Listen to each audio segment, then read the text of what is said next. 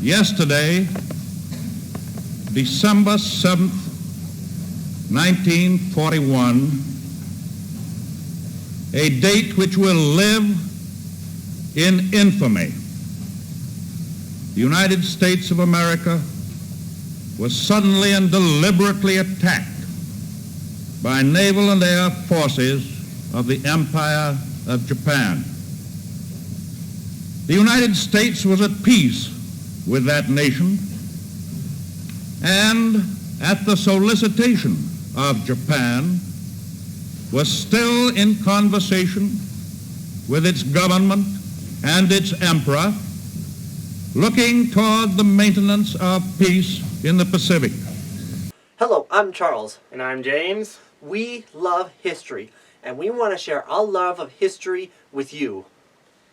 Today, as some of you might know, is the 80th anniversary of the attack on Pearl Harbor. And first of all, we wish to thank those who fought and died, not just at Pearl Harbor, but throughout World War II. And today we want to share a couple stories about our grandfather on our father's side, and some of his stories about World War II.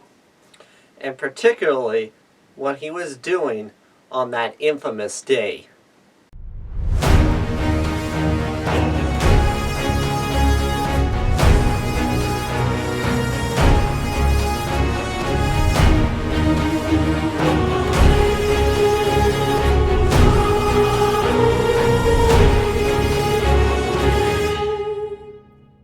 Well, 80 years ago, our grandfather had his appendix taken out.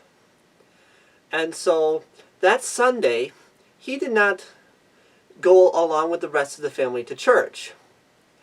And then he did a big no-no, because the family had a battery-operated radio. And the rule was, no one could listen to it unless the whole family could have the opportunity of being there.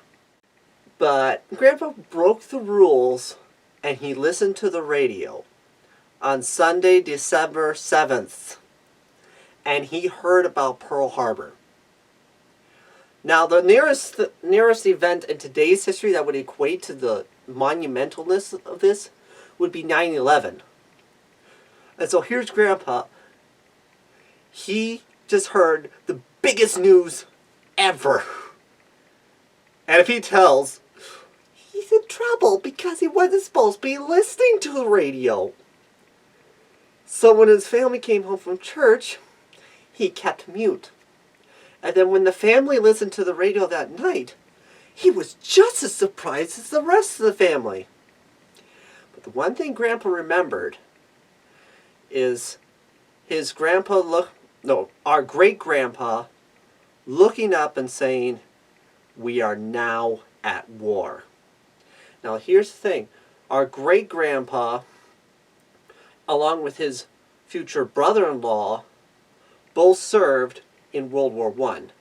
And he knew that our grandpa, who was his eldest son, was a very good chance that he would have to go and fight in World War II. So he knew what his son was about to do, what he would probably have to do. So he understood war, which is why he understood the gravity of this day. On February 12, 1945, our grandpa was formally drafted and called to serve his country. On the 22nd, while Grandpa was milking cows with his father, our great-grandpa went up to him and said, "Earl, if you can get into the Navy, at least you won't have to sleep in a mud hole like I did." Well, the opportunity came. Upon arriving at Fort Snelling, Minnesota, Grandpa went to meet with the commissioned officer to decide who would be able to get into the Navy and who would not. Along the way, he and several other guys met a naval petty officer who was directing traffic. And that officer said to them, "A lot of you guys want to get into the Navy. I am going to give you some advice. Do not lean on the officer's desk. Stand up straight. look the officer in the eye, and say, "Yes, sir," "No, sir," and do not argue with him. Well, as he was standing in line, Grandpa saw many men go up to the commissioned officer, and saw many of them leaning on the officer's desk, arguing with him, trying to get into the Navy, but the officer would just say, "No, we can't use you." When Grandpa's turn came, he went up to him, standing about 3 paces from the officers, that stood up straight and looked the officer in the eye. The officer asked him, "What would you like?" "I would like to get into the Navy, sir." The officer then asked Grandpa a couple more questions, which he of course answered with a "Yes, sir," "No, sir." And then the officer said, "All right, Oscar, I think we can use you." He was then commissioned in the United States Navy and earned about $50 a month. And when he left, he was earning about $110 a month.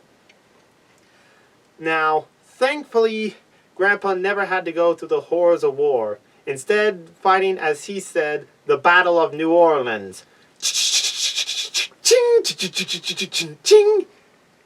Namely, writing dispatches and other such small things while stationed in New Orleans. And that is the story of our grandpa during World War II. Yeah, we will be telling some more stories about some of our family's interesting history, and maybe tell some other stories from other soldiers who fought during the World Wars, the Korean or whatever. So if you like this video, please feel free to leave a like and subscribe. And if you do subscribe, make sure to hit the little bell icon so that you can receive notifications when we release new content. You probably know the drill. Yeah, chances are you've seen enough YouTube videos to know the drill by now. So, until our next adventure, hope to see you soon. See you on our next adventure. You do know we should have been on our first main series by now. I can't help it if I got a cold that knocked me out for 2 weeks.